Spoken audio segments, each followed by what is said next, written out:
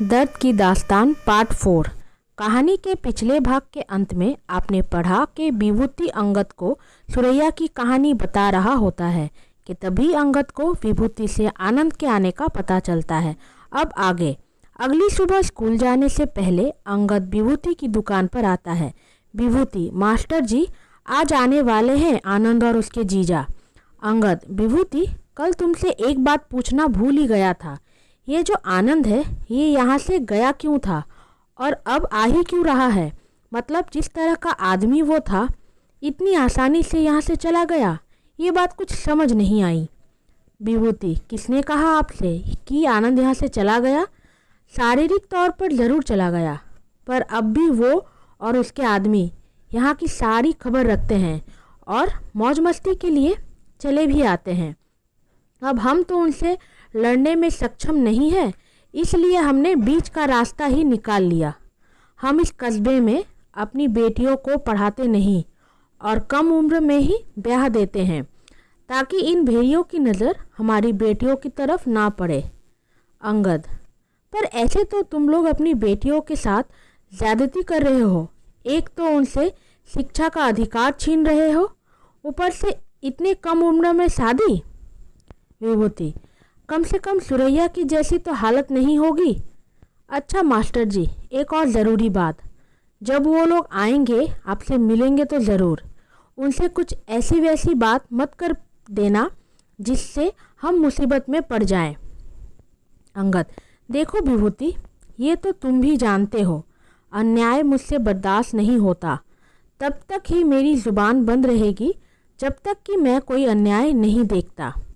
विभूति, जो भी हो मास्टर जी, हमरा नाम नहीं आना चाहिए वरना अगला माखन लाल कहीं हम ही ना बन जाए।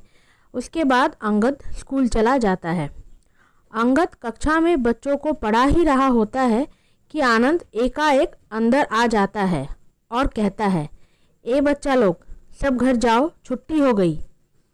इससे पहले अंगद कुछ बोल पाता, सारे बच्चे दौड़ते हुए कक्षा से बाहर चले गए। अंगद, ये क्या मजाक था? कौन है आप जिसने इस चलती कक्षा को रोक दिया?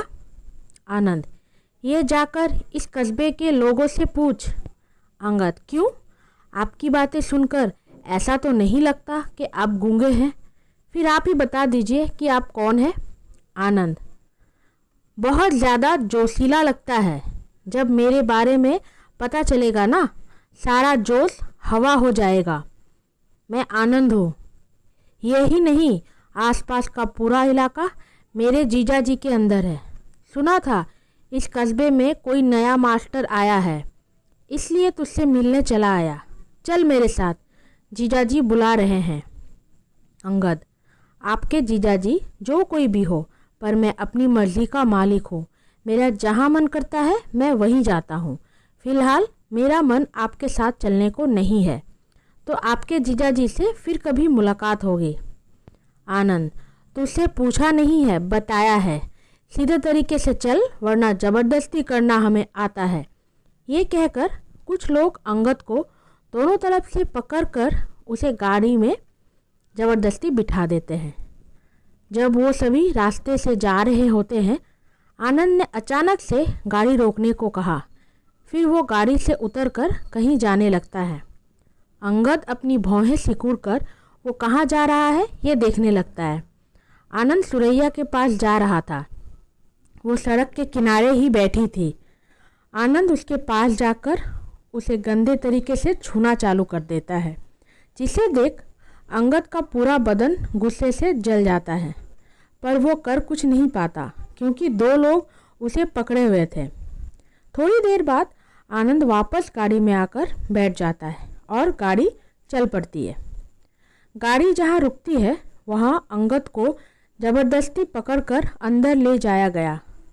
आनंद का जीजा महेंद्र, अरे भाई ये तो मास्टर जी है, ये तो गुरु जी है, और गुरु जी से भला कोई ऐसा बर्ताव करता है? अंगद, जो कभी गुरु का महत्व नहीं समझा उन लोगों से और उम्मीद भी क्या कर सकते हैं? गुरु शब्द ही आप लोगों के मुंह से सुनने गुरु का अपमान करना है। फिर इस अपमान की क्या बात? महेंद्र, हम आपको इज्जत दे रहे हैं और आप हमारी बेइज्जती किए जा रहे हैं। अंगद, इज्जत? वो भी आप लोग से? सुनिए, मेरा समय बहुत कीमती है जो मैं आप लोगों के लिए गंवाना नहीं चाहता। मैं चलता हूँ। अंगद इन लोगों से बात करना नहीं चाह रहा था, इसलिए वो वहाँ से जाने लगा कि तभी आनंद के जीजा महेंद्र, अरे मास्टर जी, काहे इतने जल्दी में हो? हमारी एक बात सुनकर चले जाना। सुना है इस कस्बे में बच्चों को पढ़ाने आए हो, इसलिए बस उसी पर ध्यान दो। ज़्यादा यहाँ के लोगों के बारे में जानने की ज़रूरत नहीं और ना ही यहाँ के लोगों से घुलने मिलने की ज़रूरत है। बस अपना काम करो और सीधा घर। और अगर तुम्हें बोरियत महसूस हो तो मौज मस्ती का इंतज़ाम हम कर देंगे। आखिर जवान हो, किसका मन नहीं करता? अंगद, मन तो मेरा अभी भी बहुत कुछ कर रहा है, पर ज़रूरी नहीं वो उसी वक्त किया जाए। और रही बात मेरे यहाँ के लोगों से मिलने की, वो मैंने पहले ही कहा था कि मैं अपनी मर्ज़ी का मालिक हूँ। मेरा जो मन करेगा मैं वो करूँगा और आगे से मुझे यहाँ ज़बरदस्ती लाने का कभी सोचिएगा मत। चलता हूँ। ये कहकर अंगद वहाँ से निकल गया। आनंद, ये क्या जीजा जी, जाने क्यों दिया इसे? इसे यही मार कर गाड़ देना चाहिए था। जुबान कैंची की तरह चलती है इसकी। जीजा, सब्र करो साले साहब, हर काम यूँ जोश में नहीं होता। अभी अभी आया है इस कस्बे में, हमारे बारे में ठीक से जानता नहीं। कोई बात नहीं, जो ये हमारे बारे में नहीं जानता उसे बता देंगे, वो भी अपने तरीके से। ये कहकर दोनों हंसने लगते हैं। अगले दिन अंगद स्कूल से लौटते वक्त विभूति की दुकान पर बैठा चाय पी रहा था, पर विभूति ने पहले ही उसे इशारे में समझा दिया था कि वो आनंद और उसके लोगों के बारे में कुछ ना पूछे, क्योंकि इससे वो विभूति को परेशान करना शुरू कर देंगे। अंगद चुपचाप चाय की चुस्कियाँ ले रहा था कि तभी सुरैया की दादी दौड़ती हुई विभूति की दुकान पर आई। विभूति, का हुआ माई, इतना परेशान काहे हो? माई, अरे विभूति, सुरैया का कछु पता नहीं चल रहो है।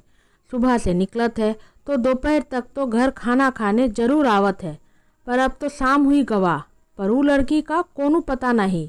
सोचत रहे कि वो तो अब पगली है, ऊपर से पेट से का कोनो खतरा नहीं, पर अब डर लाग रहो है। अंगद, क्या सुरैया नहीं मिल रही है? दादी चलिए, हमें थाना चलना पड़ेगा। दादी, नहीं नहीं, थाना वाना का चक्कर माँ ई बुढ़िया को मत घसीट।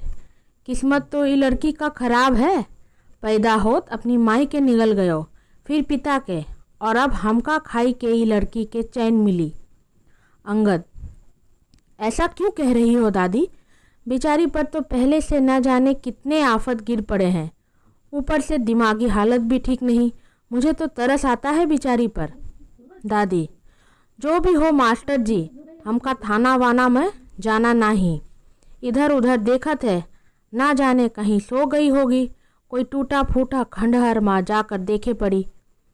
अंगद को दादी के इस बात से कुछ याद आ जाता है और वो दौड़ता हुआ उस टूटे कमरे में जाता है जिसके बारे में सुरैया बात कर रही थी, और अंगद का अनुमान सही निकला। सुरैया उसी टूटे कमरे में अधनंगी अवस्था में पड़ी मिली। वो बेहोश थी।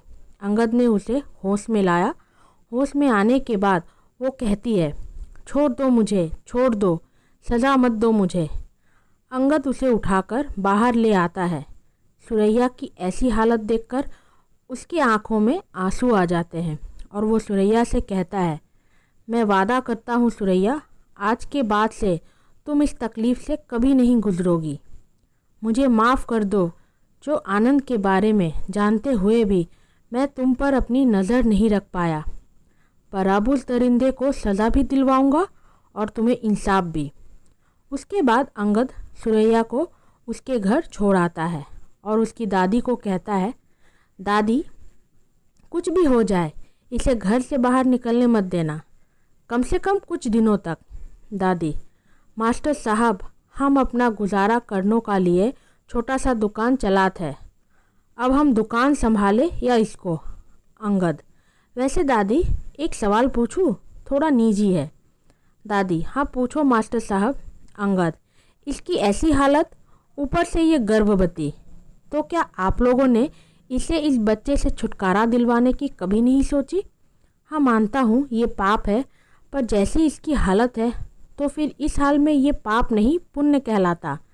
दादी, अब हम तो का कहे मास्टर साहब, समझ लो हमार बिटवा के साथ हमार सारी खुशियाँ भी चल गवा। ई गर्भवती हुई जब ये बात हमका पता चल लो तब तक बहुत देर हुई गवा। माखन तो अब दुनिया में ना रहो जो एके शहर ले जाकर गर्भपात करा तो, और देरी से दाई ने भी मना कर दियो। अंगद, तो क्या दादी आपको भी पता नहीं इसकी ऐसी हालत की वजह? दादी, जो पूरे गांव को पता है वही हमको भी पतो है मास्टर साहब। बाकी का सच तो माखन अपने साथ ले गवा और ई जानत है, पर एकर हालत तो तुम देख ही सकत हो। कहानी जारी है। धन्यवाद। रोनिता।